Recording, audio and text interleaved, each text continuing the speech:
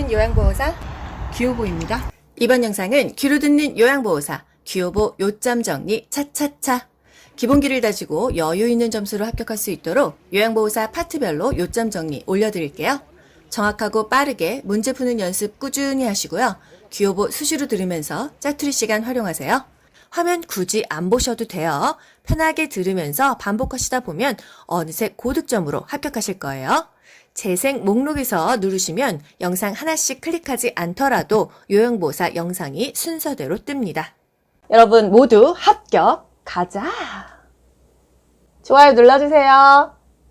3장 요양보호 강론. 이 중에서 필기 문제, 임종 요양보호 2문제 정도의 비중이 있어요.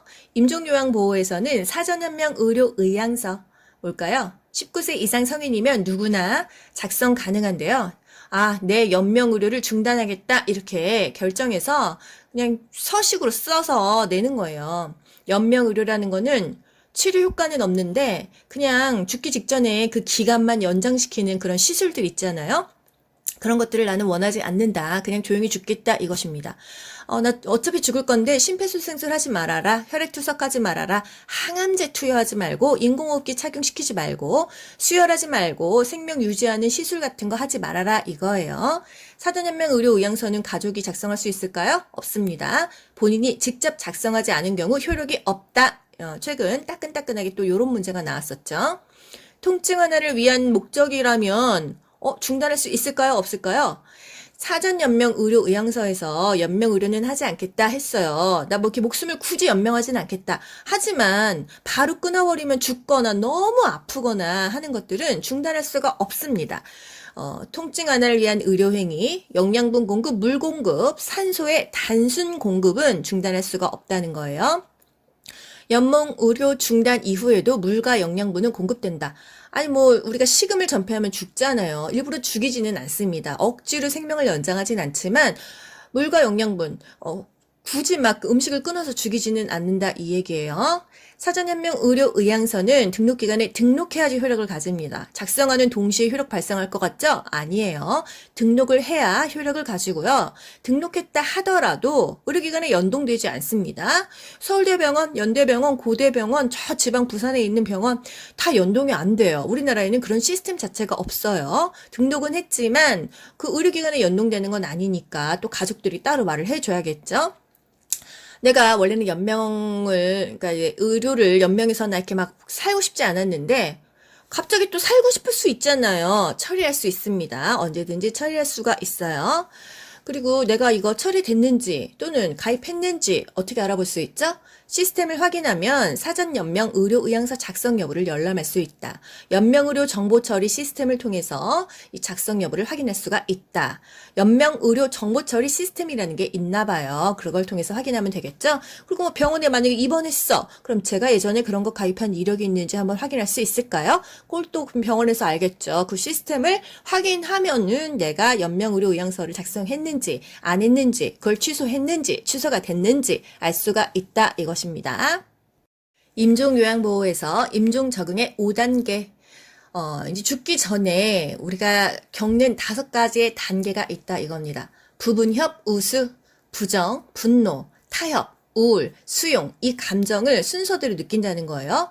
처음에 당신은 대장암 4개입니다. 3개월 남았어요. 이런 이제 선고를 받았다고 생각해 보자고요. 처음에 사람은요, 부정하고 싶은 거예요. 아니야, 난 믿을 수 없어요. 제가 왜 대장암 4개예요? 제가 왜 3개월밖에 못 사나요? 믿고 싶지 않은 거예요. 심각함은 알죠. 하지만 나 다시 회복할 수 있다고 믿고 싶어 하는 거예요. 현실을 부정하고 싶다. 처음엔 그렇습니다. 그 다음에 감정은 분노가 일어요. 왜 하필 나예요? 왜 지금이에요? 왜 이런 일이 나에게 생기는 거예요? 이러는 거죠. 어디에서나 누구에게나 불만스러운 면을 찾으려고 한다. 왜 하필 나야? 내가 왜 3개월 살아야 돼? 이제 집도 사고 일자리도 안정되고 좀 행복하게 살만하니까 왜 나는 이제 3개월밖에 못 사는 거야? 분노가 침입니다. 그러다가 스스로 자신의 죽음을 부정하고 부인해도 피할 수 없다는 걸 알죠? 그러면 제3의 길을 선택합니다. 사람은 또 도피를 하고 싶잖아요? 타협을 시도하는 거예요. 그럼 우리 막내딸 시집 갈 때까지만이라도 살게 해주세요. 또 삶이 얼마간이라도 더 연장되기를 바라겠죠. 그럼 1년이라도 살게 해주세요. 봄에 꽃 보는 거라도 보고 죽게 해주세요. 이게 바로 타협하는 마음입니다. 아, 마음이 좀 그러네요. 그러고 나서는 우울해집니다. 처음에는 아둥바둥 하다가 우울해지면서 그냥 말이 없어져요. 조용히 있거나 울기도 한다. 자신의 근심과 슬픔은 더는 말로 표현하지 않는다. 말에 무엇하랴, 우울하다. 그리고 결국은 난 이제 죽는구나. 나는 지쳤다. 마지막 정리를 해보자. 체념하고 받아들이는 게 수용의 단계예요. 참 그렇죠. 이게 임종의 단계뿐만이 아니라 어떤 큰일을 당했을 때도 저는 이 단계가 온다고 생각이 들어요. 부분협, 우수, 부정, 분노, 타협, 우울, 수용. 이 타협이 협상이라는 말로도 나오기 때문에 그냥 부분협, 우수로 가도록 하겠습니다. 처음엔 부정하다가 분노가 치밀죠. 타협을 시도하다가 결국은 우울해집니다. 마지막은 수용을 하면서 정리를 하는 거예요. 지쳤기 때문이죠. 여기서 시험에 나오는 건 뭐예요? 왜 하필 나야? 이게 분노일까 부정일까? 요런 게 나옵니다. 여러분 뭐예요? 왜 하필 나야? 화나는 거죠. 왜 지금이야? 원망하는 거잖아요. 이건 분노예요. 그리고 우리 막내딸 시집 갈 때까지만 살게 해주세요. 요건 뭐예요? 협상하는 거죠. 타협하는 거죠. 요것은 타협이다. 요렇게 나옵니다. 시험이. 아시겠죠? 임종 대상자 지원. 이제 대상자가 임종 직전입니다. 신체적, 정신적으로 또는 심리적으로 우리가 어떻게 케어를 해줘야 될까요? 일단 숨 쉬는 게 힘들어요. 그렇기 때문에 상체를 좀 높여줍니다. 우리가 호흡 곤란이 왔을 때는 머리를 높여준다 이런 상식을 가지고 있잖아요. 숨 쉬는 것을 돕기 위해 상체와 머리를 높여준다. 담요를 덮어서 따뜻하게 해준다. 좀 춥습니다. 그랬을 때 막 전기장판, 따순이 이런 거 갖다 주는 게 아니고요. 담요를 덮어준다든지, 보일러 온도를 올려준다든지, 전체적인 보온을 합니다. 부분적으로 하면 또 화상을 입을 수도 있고, 오히려 또 혈액순환에 저해가 될 수 있어요. 부드럽고 자연스럽게 이야기합니다. 뭐 돌아가실 것 같다고 호들갑도 하면 안 돼요. 그냥 부드럽고 자연스럽게 편안하게 이야기를 해야 되고요. 좀 분명한 어조로 발음을 좀 또박또박하게 합니다. 아무래도 눈도 안 보이고 귀도 잘 안 들리니까요. 서비스 제공 전에 안녕하세요. 저 요양보호사 규호보입니다. 이렇게 자신을 알려야 돼요. 그리고 이제 그 임종 대상자는 죽기 전에는 실금도 하고 실변도 합니다. 기저귀를 채워둡니다. 가슴에서 돌 구르는 것 같이 막 가래 끓는 소리가 나요. 왜? 순환이 안 되니까 이 밖으로 뭐가 나오고 싶어도 나오지가 못하는 거예요. 이랬을 때 고개를 옆으로 돌려줘서 이렇게 잘 흐르도록 해주는 거예요. 배액이 잘 되도록 해준다. 똑바로 누워있으면 또 사례가 걸릴 수도 있고 위험하니까 고개를 살짝 옆으로 돌려줘서 잘 빠져나갈 수도 있도록 해준다. 이게 그렇게 국가고시에 엄청나게 많이 나왔다는 거예요. 이마를 가볍게 문질러 주거나 조용하게 음악을 들려주는 것도 좋습니다. 뭔가 이마를 좀 가볍게 쓰다듬어 주거나 손을 잡아주거나 하면은 위로가 되잖아요. 그리고 입이 얼마나 마르겠어요. 작은 그 스프레이 있잖아요. 생수를 조금 담아서 입 안에 이렇게 칙칙 뿌려줍니다. 물을 먹이다가 또 사례가 걸릴 수 있으니까 그냥 입만 살짝 적셔주는 거예요. 마지막엔 거의 잘 못 먹어요. 음식이나 수분 섭취를 강요하지 않아요. 이것 좀 더 드셔보세요. 드셔야 살아나죠. 막 이렇게 강요하면 안 된다는 게 또 최근 국가고시에 나왔습니다. 임종 대상자의 심리 변화. 마음이 참 그럴 것 같아요. 내가 이제 좀 있으면 죽는다는 걸 알고 있고 나는 기운도 없고 그냥 죽을 시간만 기다리면서 누워있다는 거잖아요. 얼마나 마음의 위로가 필요하겠어요. 손을 잡아주면서 곁을 지켜주는 것이 중요합니다. 정말 외롭고 우울할 때는 누군가가 곁에 있어주는 게 가장 큰 위로잖아요. 그리고 대상자에게 항상 관심을 가집니다. 목마르세요? 좀 추우세요? 뭐 순환이 안 되시면 좀 이렇게 주물러 드릴까요? 뭐 이렇게 항상 관심을 가져주면 좋겠죠. 또 만나고 싶어하는 사람을 만나게 해주는 게 중요합니다. 내가 이제 죽기 전에 갑자기 예전에 첫사랑이 만나고 싶을 수도 있고 큰딸내미를 보고 싶을 수도 있고 의절했던 누군가를 만나고 싶을 수 있잖아요. 그 사람을 만나게 해주는 게 좋고요. 의사결정에 참여하게 하여 자존감을 존중해준다. 임종을 원했던 장소나 희망하는 종교의식을 알아본다. 나는 화장해서 산에다 뿌려줘. 이럴 수도 있고요. 아니면 난 납골당에다 해줘. 아니면 나는 묘지로 해줘. 이런 것들을 알아보고 본인이 뭔가 참여할 수 있게도 해주고, 그런 원하는 것들, 그런 원하는 심리를 잘 도와줘야겠죠.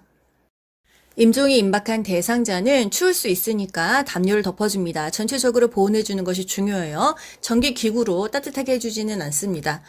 기저귀를 채울까요? 패드를 채울까요? 임종 전에 살아있을 때는 기저귀를 채우고요.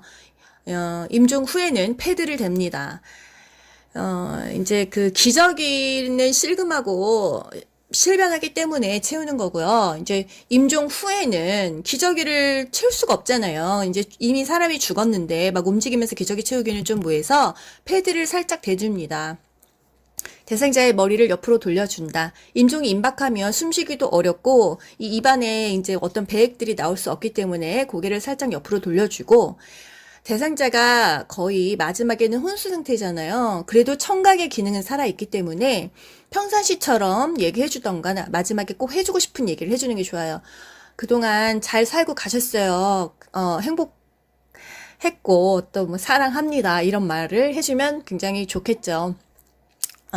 청각은 마지막까지도 살아있고 또 임종한 이후에도 들린다고 합니다. 그렇기 때문에 말도 조심해야 되고 마지막 가는 길을 좀 편안하게 해드릴 수 있겠죠. 소변량이 당연히 감소하죠. 먹은 게 없으니까요. 이제 대상자가 돌아가시고 나면 사후에 어떤 관리를 해야 될까? 일단 얼굴색이 까매지면 보기가 좋지 않잖아요. 그래서 베개를 이용해서 머리도 살짝 높여주고 어깨도 살짝 높여주면 이제 그 피가 아래로 빠지니까 얼굴색이 좀 어두워지는 것을 방지합니다. 조명은 차분하게 조절해줘요. 이제 사람이 죽었는데 너무 밝은 조명이라면 또 그렇잖아요. 약간 숙연하게 차분하게 조절을 합니다. 사후 강직이 시작되기 전에 바른 자세를 유지한다. 보통 사후 강직이 2시간에서 4시간 이후에 시작이 되잖아요. 그때 자세를 바로 잡아야지 굳어버리니까요. 눈을 감지 못하고 돌아가셨다고 한다면 감겨드려야 될 거 아니에요. 솜이나 거즈를 적셔요. 그리고 양쪽 눈 위에 올려놓습니다. 의치를 뺄지 말지는 대상자 가족에게 확인을 하면 되고요. 대상자의 소유물을 목록을 만들어 놓고 이제 뭐 가족들이 처리하든지 그거는 알아서 할 일이고 우리 요양보호사는 목록만 만들어 놓습니다. 보통 드라마 보면 사람 죽으면 얼굴까지 덮잖아요. 그런데 요즘에 또 어깨까지만 덮는 드라마도 나오긴 나왔더라고요. 실제로 얼굴은 덮지 않고 어깨까지만 덮습니다. 부착된 튜브, 뭐 장치 이런 거는요. 뭐 소변줄도 꼽았을 수 있고 위관영양, 경관영양, 콧줄도 꼽았을 수 있잖아요. 요양보호사 우리가 제거하지 않아요. 이제 간호사 선생님 이거 제거해 주세요. 이렇게 의뢰를 합니다.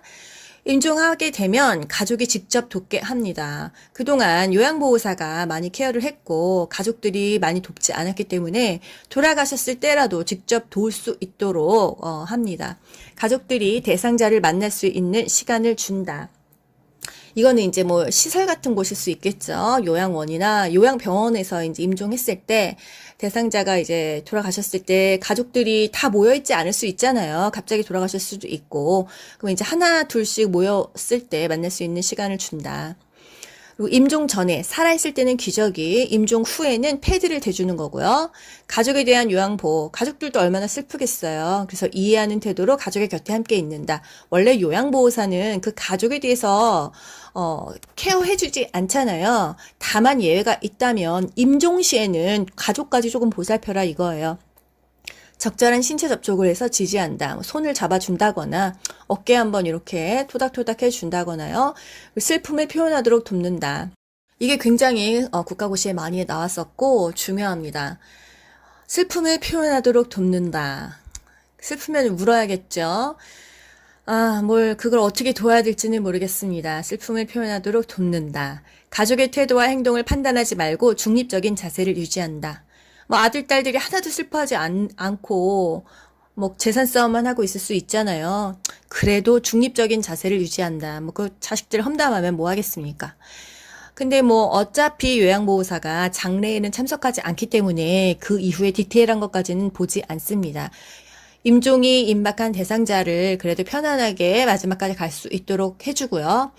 임종한 후에도 머리와 어깨를 올려줘서 얼굴색을 유지하고 몸이 굳기 전에 바른 자세를 유지시켜주고 눈을 못 감았다면 솜이나 거즈 적셔서 눈을 감게 해주고 이제 또 남은 가족들을 위해서 소유물 목록도 만들어주고 시트는 어깨까지 덮어주고요. 가족들도 좀 도와주면서 슬픔을 표현하도록 돕는 것이 요양보호사의 할 일이 되겠네요. 여러분 모두 합격. 가자. 안녕. 좋아요 눌러주세요. 귀로 듣고 고득점 합격하는 비결이 귀요보에 있습니다.